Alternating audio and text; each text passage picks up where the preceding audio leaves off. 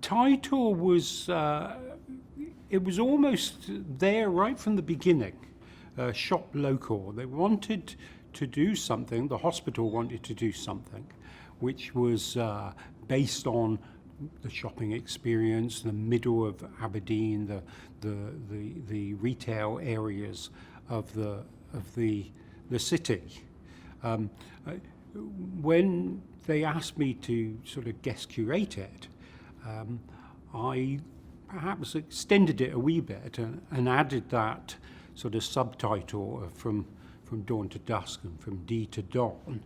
I thought it's a fascinating exhibition because it portrays Aberdeen from so many different perspectives, both the ones that you kind of expect to see, but more unusual ones as well. You've got the chance to see the city from viewpoints that you wouldn't normally have access to, and in a whole range of styles. The work has come about, the actual works themselves, the vast majority are within the collection of Grampian Hospital Arts Trust that they have. Just for practicality sort of sense, most of them were on site at the hospital in Aberdeen, even though they're responsible for artworks elsewhere, from Stonehaven to Inverurie to Inch, and from Elgin. So the artwork is quite enormous. It's a big database they have now. So I was able to go through and select the ones that were pertinent to the show, and the most of the work, it's true to say that they are prints. The great advantage of that is that it's very affordable to make a very, very first-class collection of artworks. The collection had been built up from prints, so it was a very doable thing. And because my background is as a printmaker, I felt certainly comfortable in selecting a lot of the work, but I also wanted to have other pieces as well. There's some pieces that have been borrowed directly from the artists, some from a collector who's bought pieces of artwork, and from Peacock Visual Arts, who also have some of these images in their stock still. So really I wanted to demonstrate the sort of versatility of printmaking as well. The different processes that can be made, just to explore the parameters of a show which is sort of twofold, I suppose. That one is a public face, the centre of town, the busy areas, the commercial side, and slightly more perhaps contemplative areas where if it's a beach and somebody has got all the beach to themselves, or they're along the River Dee, it just has a more contemplative edge to it. But I also thought the contrast, you can emphasize something by showing its opposite.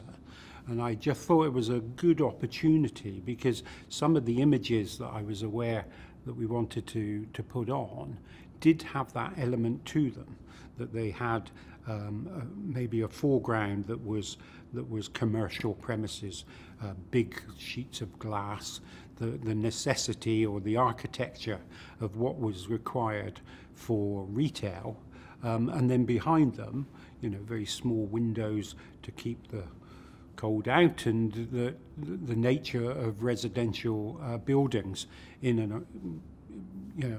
the city in this instance.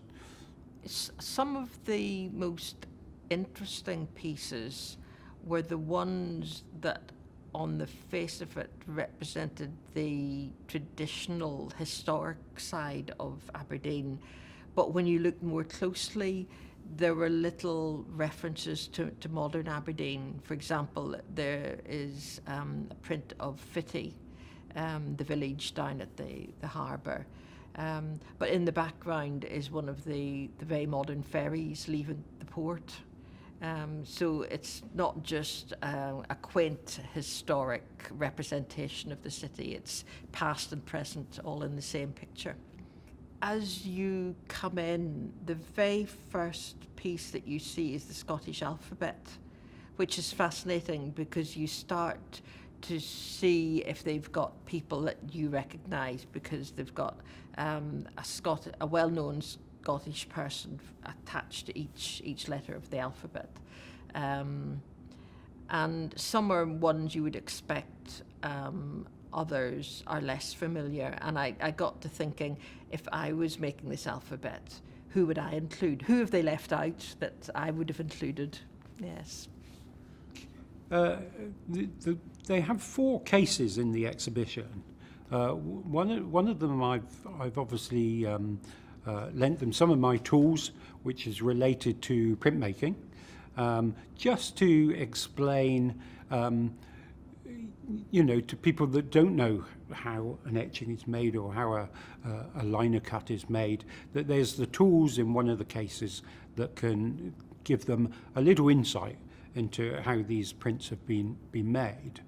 There's other cases which have what would be classed as ephemera, but I'm really pleased that they've collected them. They've got a collection of carrier bags, which is very very unique and to the place. They have the advertisement of what the shop was, and sadly no longer around certain places. So I'm sure people will recognise certain things if they got art materials from Simon Mallock, or if they bought pieces from bakers in Aberdeen, or from Hayes Lemonade, or whatever it may be. I think it's really, I hope it starts a little dialogue with themselves to think about just this ephemera and how important this sort of advertising is. We also have 2 screens that will be showing on a loop, and one will have a record of all this ephemera, all the carrier bags, but there's also a photographic record of the shops that have been, some are still there, some have now gone, in Aberdeen over the ages, over the 20th century, really. And I always find it fascinating, I'm sure other people do as well, just to look through these and just either reminisce or just think how beautiful the lettering might be over a shop, whether it's in gold or black, or however they did the lettering then. It's very, very lovely thing to see.